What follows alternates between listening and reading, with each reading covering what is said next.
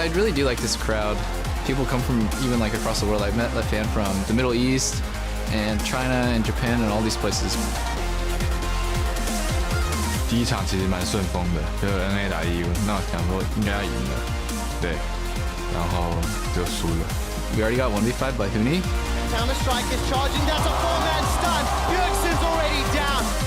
1대1은 좀 판단 실수를 해서 좀 지긴 했는데 그게 좀 충격적이었어요.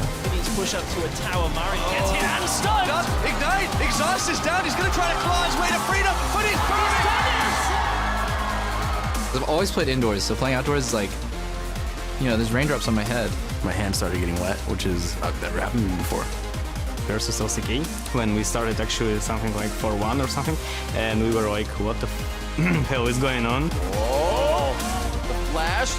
Oh, he has flash too. He has got it. There it is. He just solo killed the MVP of Worlds.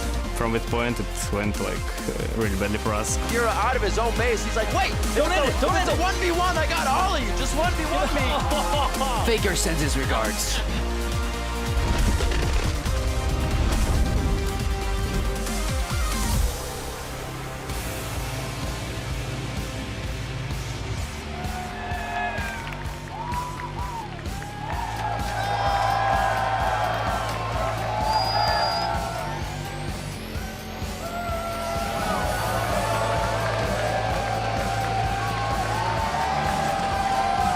Welcome, ladies and gentlemen, to day 2 of the 2015 All-Star event. We're coming to you live from the LCS studios in Los Angeles, California, where earlier we got a glimpse of all the action getting underway here in the studio. The fans are absolutely fired up to get into day 2 of All-Star. The CRS region is warming up. They had a good showing on day 1, doing very good versus the LCK, dropping that game. And there, the LPL, they were absolutely on fire for Team Ice in day 1 of the All-Star event. And there, the NA LCS All-Stars convening before the game, as well as the LMS All-Stars. Got something to make up for after yesterday and that game versus the LPL. And there as well, the EU All-Stars, Kasing and Reckless and Faker, that scored there as well, warming up to get ready here for day 2 of All-Stars. Hello everyone, I'm EpicSkillshot supporter, and joining me on the desk for today is Sam, Kobe, Hartman, Kensler, the European LCS Rookie of the Split Origins, carry Niels, and our very own Niels and Deficio, Lunga, who we appreciate very much as well. I gotta go to you first though, Niels. Very happy to have you here. What's it been like attending an event as a supporter and not playing? I'm more of a coach, but like some sideline coach, morale support kind of guy, so yeah, it's fine. Were you the mastermind behind the Jax pick yesterday? Yeah, of course. Obviously. Well, smart coach. Very smart coach.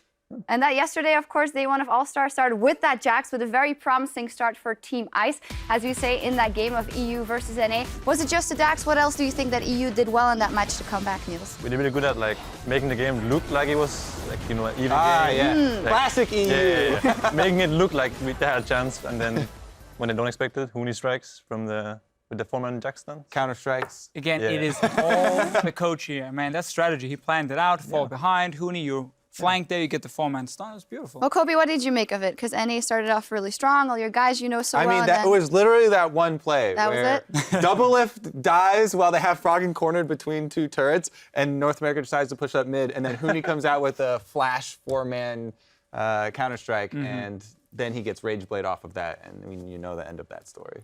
We do. The end of that story, that was 100 points for Team Ice on the board. And then yesterday also the LPL, who came out swinging in their game versus LMS, and the pick 10 as well. They had boot camp before, but it showed. I mean, yeah, very clear they came prepared. And also this kind of event is just perfect for the LPL, because this is where you can really show off your mechanics. Again, you don't need as much strategy or the great communication. If you have good mechanics, you have carries like Uzi and Rookie and so on. I mean, that's enough to get a lead early on and then snowball from there. They did it perfectly. I'm sure you enjoyed that game, Niels. Classic camp bottom lane. They got Rengar 2 kills down there, then Kassadin gets 2 kills down there. The enemy couldn't 2v2, so yeah. It's just sad. Talking about good mechanics in the 1 versus 1 tournament, we saw the mirror matchup, Anivia versus Anivia, Froggen versus Faker. I thought it was really exciting, actually, if you looked at it a little bit closer. Niels, what did you make of it? Your Danish buddy. Faker actually got the egg of Froggen twice, I think, in that series, but he never really like had mana enough to kill him after the egg, so it just became this like super long, boring Fire. I mean, not That boring. kind of guy? I mean, not boring, just really intense, you know, until the frog got 100 creeps. No, you Yeah, gotta I speak your mean- mind, man. Nivea as a champion is not going to be the most exciting 1 versus 1 because of the passive. So you don't even have enough mana to get all the way through an 8 But he got after egged killing twice. someone. There was a lot of trading going back and forth, you know, denying CS by landing a stun and forcing someone to move. So that was pretty fun to watch. I don't know, Faker, the though. most exciting move was that flash to get the health pack, I guess. Oh, the snowball. Woo! Snowball in, Faker went aggressive, couldn't kill him.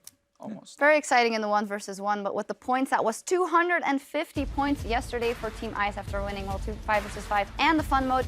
Team Fire did get on the board at the end of the day. They got 100 points. That makes it 100 to 250, and there is a chance immediately here for Team Fire to catch up, as it will be the NA LCS versus the CIS All-Stars in our very first game. And then everyone will put on their ADC hats for Marksman mode, and we'll also go back to the Howling Abyss for the round of 16 of the 1 versus 1. I do want to preview that Marksman game, because we have 16 AD carries available. Timo is in there as well, though. Niels, what do you make of that mode? How is that going to plan out? Since you can only build damage items, I think that the ones that have like strong abilities are going to do a lot of damage. Champs like Corki are a bit stronger than the IH champs, I think. So these ones that build Trinity Force, Essence River, like Israel, Corki, are going to do a lot of damage. Even champs that can poke, like Varus, can actually do a lot of damage. So Kindred? it's not so good on this patch. I feel like that ultimate.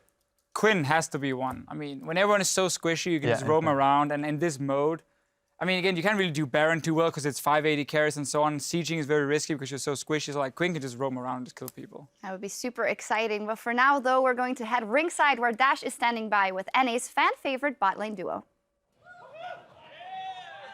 Thank you very much, Sjokz. I am standing by with Double Lift and Afro Moo of Team Fire, and Team Fire has started out in a hole here in the tournament, 250 to 100 points so far. So I want to know, was there any talking between the team last night about the deficit, and are you confident that you can make up that deficit by the end of the tournament? Double Lift?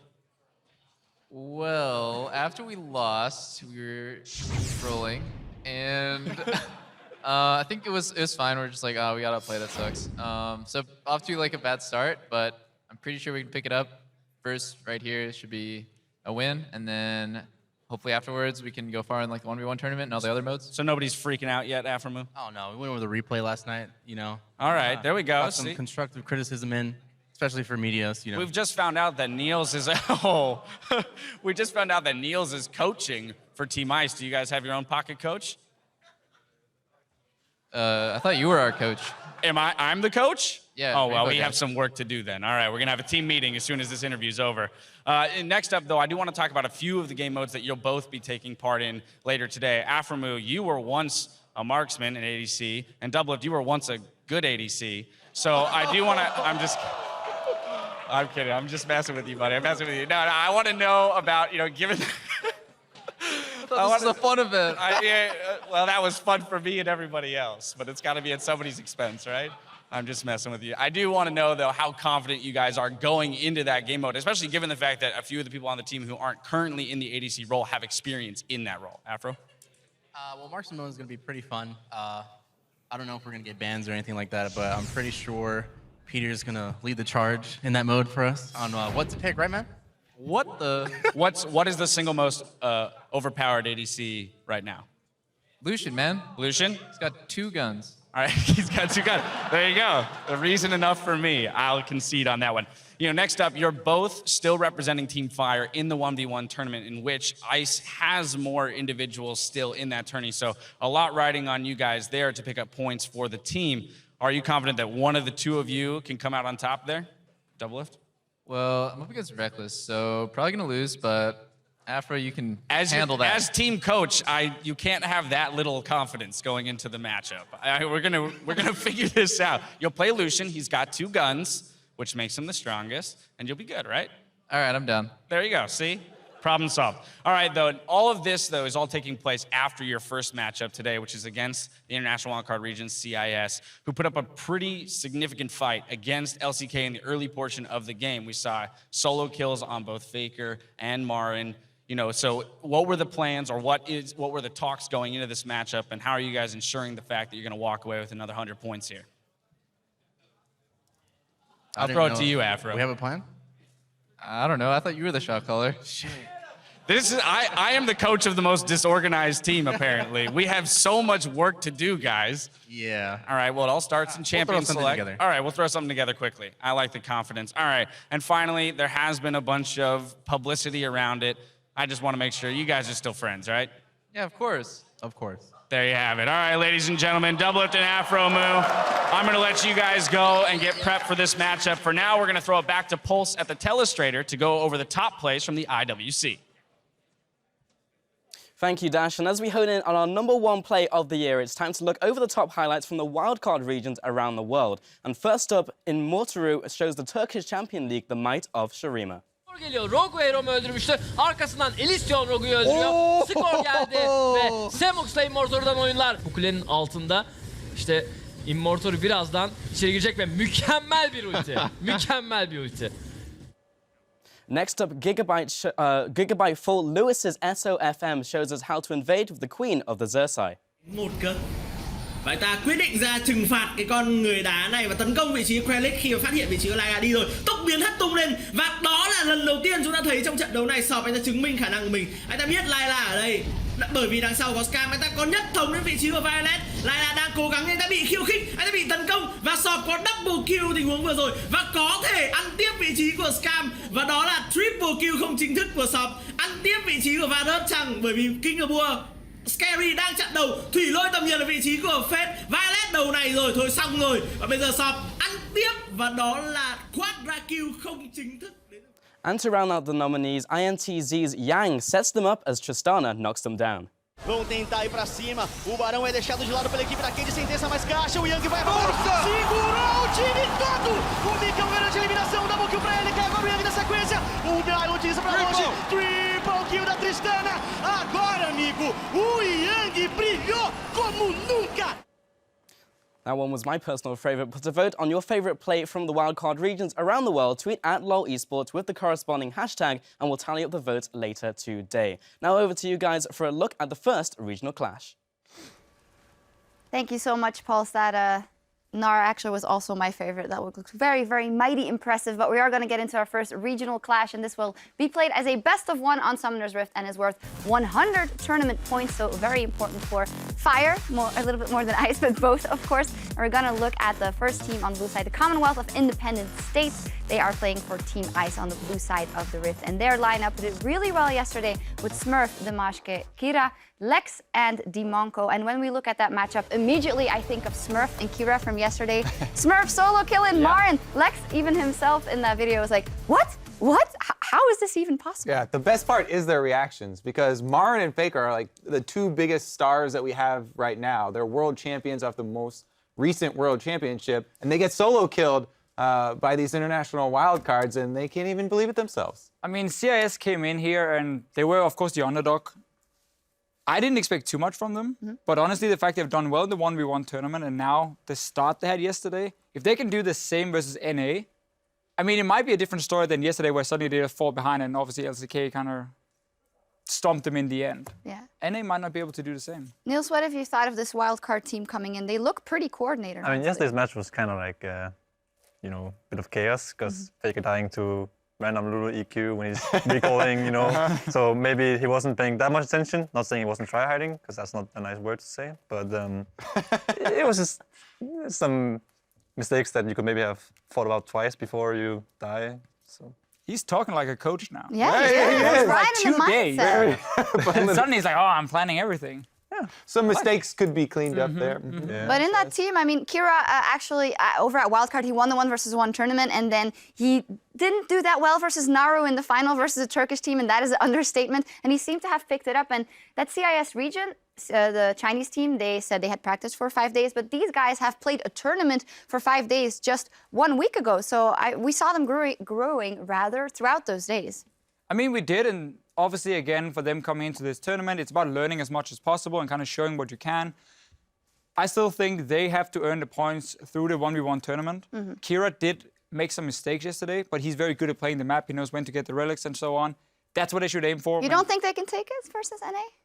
I think NA is going to be the favorites for this one. Okay. But obviously, if there's a crazy start, a lot of kills, they can quickly snowball one way, and then maybe they can take it, but NA should be favorites. I know Dyrus is crowdsourcing what champion to play right now. He tweeted out, he was asking for He said he would advice. think about it. Yeah, he'll take it into consideration. Well, let's take a look at the rest of that lineup for Team Fire on the red side. The North American All-Stars, as you said, Dyrus, also Meteos, Bjergsen, Doublelift, and Afromu.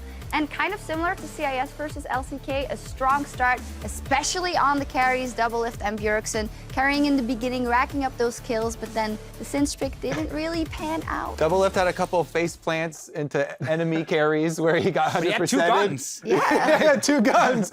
No defensive stats to get that close to Anivia. Yeah, and he definitely paid the price a couple times. Bjergsen also missed a few Syndra stuns. Maybe he's a little rusty on the champion. Yeah. But we did see the support item, the Frost Queen's claim on the Syndra. It's a good item. Yeah, nice 4 seconds slow forever. So yeah, this item is really good on mages that can like catch you with some sort of CC spell, like a Morgana or Syndra even. So I'm wondering if you see a lot of these like niche items, like this support item. And Rageblade. Yeah, very niche. Very niche. It actually is. Yeah. Well, we'll see what the players decide to build. They are ready, so we can talk a little bit more about that later. We're going to head inside, and our casters are standing by to kick off the action. Thank you very much.